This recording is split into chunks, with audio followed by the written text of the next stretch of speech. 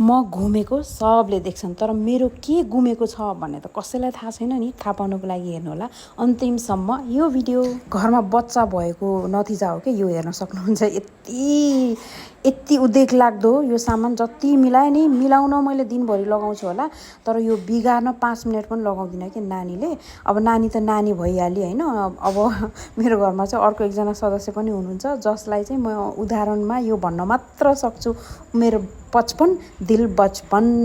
अब उहाँको कारणले गर्दाखेरि पनि यो सब हुन्छ कि मिलाउन थाहा छैन होइन। भद्रगोलमा चाहिँ नानीभन्दा 2nd नम्बरमा हो, तर नानीभन्दा कम पनि छैन के। अब के गर्नु नि, यस्तै छ साथीहरू। अनि यसो सरसफाइमा आज मैले साइड जुराएँ, अनि त्यसपछि यसरी मिलाउन थालेँ। अब मिलाएर त बल्ल बल्ल सकाएँ। अब यसलाई भत्काउन छिनभर पनि लगाउँदैनन् दुईजनालाई, मलाई थाहा छ।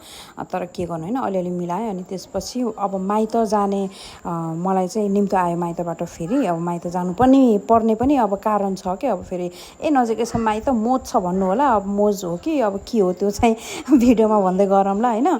अनि जानुभन्दा अगाडि चाहिँ यसो सबै बिरुवाहरूको यसो मैले अवलोकन गरेँ कुन अवस्थामा छ भनेर। आउँदाखेरि फेरि उयो हालत हुने त।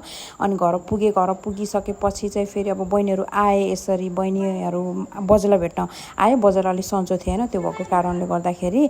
अनि बजेको फेरि जति सन्चो नभए पनि मान्छे आइसकेपछि भेटघाटमा गफ यति मिठो निस्कन्छ नि होइन, के भन्ने। अनि यो चाहिँ भोलिपल्टको हो। भोलिपल्ट चाहिँ अब मलाई फेरि अब बच्चाहरूलाई खाजा बनाउनुको लागि तयारी गरेँ मैले। आलु पराठा खान्छु भने लिसाङले पनि टेरिकाले पनि, अनि त्यही भएर आलु पराठा बनाएँ मैले। अनि त्यसपछि बन्दा अनि आलुको केराउ अनि त्यसपछि प्याजको अचार पनि बनाउँछु भनेको, त्यो बनाएको क्याप्चर गर्न भ्याइनँ। अनि म माइत गइसकेपछि एउटा एकदम ब्युटिफुल कुरा भनेको यो हो कि यति सुगन्धित हावा चल्छ नि, यति मिठो, यति आनन्दको। अनि त्यसपछि सधैँ डुडु बाजेलाई पछ्याउने टेरिका, यसपालि मामालाई पनि नछोड्ने भई मामा फकाएर पछ्याएर घुमेर आएर अझ गाडीबाट झन नमानिराखेकी। अनि यतातिर किचनमा चाहिँ मैले 19 फाउन्टेनको कराईमा भिन्डी फ्राई गरेको थिएँ, सरुलाई मनपर्छ भनेर।